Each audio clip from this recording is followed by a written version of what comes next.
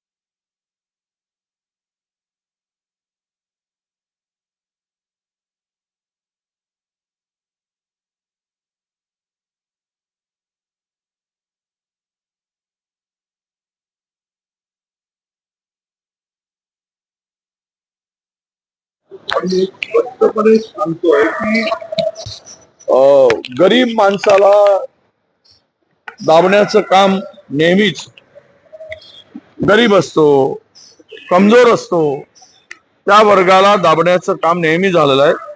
त्यातला तो प्रकार आहे.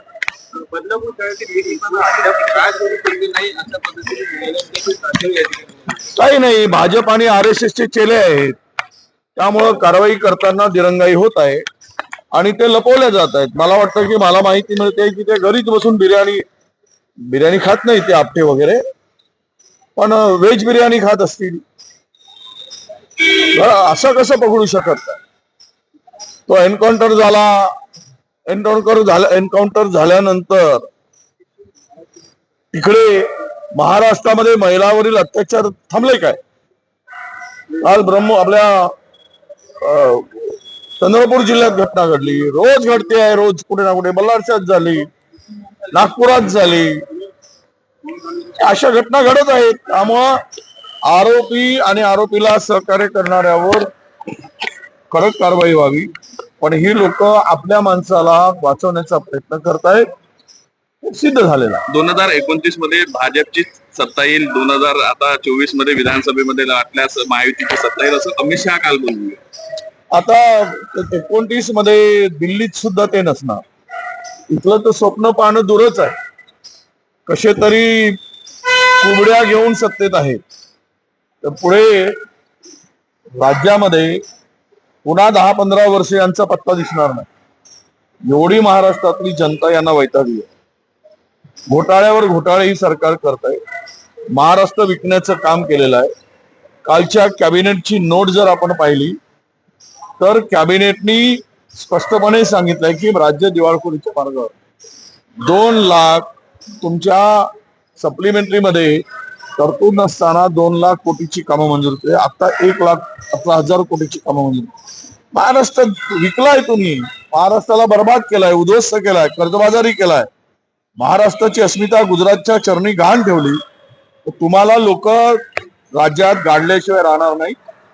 त्यामुळे सत्ता तर दूरच, तुम्हाला फिरणं मुश्किल करतील, हे लक्षात घेतलं. पण आता कुठंतरी आता महायुती आणि नंतर भाजप सहबळावर हे मी सांगितलं, भारतीय जनता पक्ष म्हणजे दुतोंडी साप आहे, सोयीनं चालतो.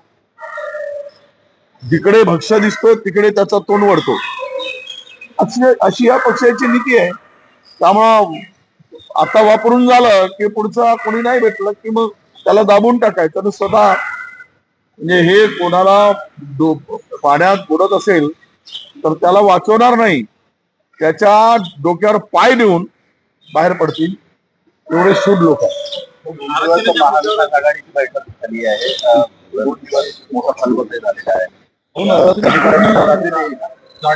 जागा वाटपामध्ये आम्ही खूप पुढे गेलेलो.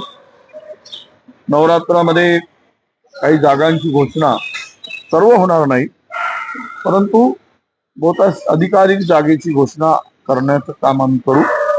2 दिवस आमच्या बैठका झाल्या, त्यात बऱ्याच जागांवर आमचा एकमत झालेला आहे आणि उरलेल्या जागांच्या संदर्भात लवकर पुन्हा बैठक आम्ही घेणार आहोत. 8, 9, 10 3 दिवस सलग बैठक आहे.